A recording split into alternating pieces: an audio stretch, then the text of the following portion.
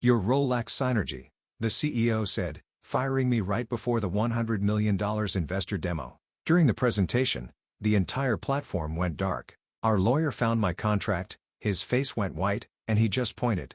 The CEO read it and his jaw hung open. Not with a pink slip. Not with some HR drone pretending to cry. Just a dull beep from the turnstile and a security guard squinting at me like I was trying to sneak into a Jonas Brothers concert with a fake ID. I stood there in the lobby holding a cup of gas station coffee and a USB drive in my pocket that contained the entire deployment cert for our flagship platform. 5 years of my life, every patch, workaround, back-end miracle coded at 3 a.m. when the system would have collapsed without it, summed up in a 64-gigabyte stick I carried like a crucifix. And now the building was treating me like a trespasser. Try again, I said. The guard shrugged. 2 more beeps, then a sigh. He picked up the phone and mumbled something to facilities. I stood there under the flickering fluorescent light while 2 interns walked past whispering.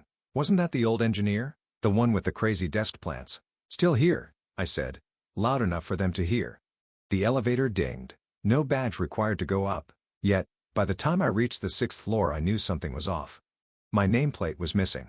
My desk, neatly stacked with a banker's box like some intern had prepped it for a charity drive. The only thing left untouched was the ridiculous stress ball shaped like a flaming dumpster gifted to me after a 72-hour production outage I alone fixed. They probably thought it was a toy. It was a trophy.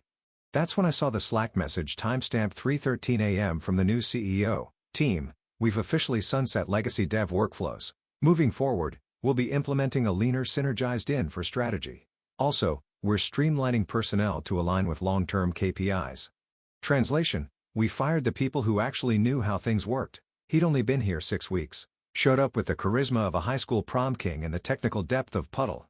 He asked me once if Git was short for GitHub, called our old SSO pipeline Frankenstein's login. Smirked when I told him parts of the codebase were tied to legacy encryption keys.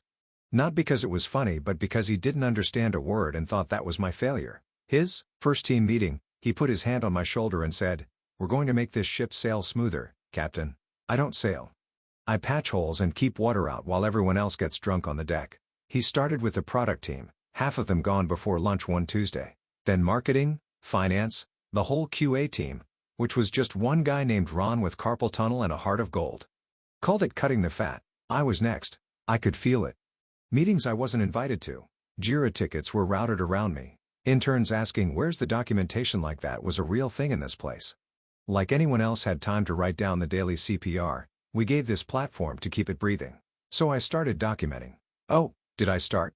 Screenshots, Git logs, internal memos, old Slack threads,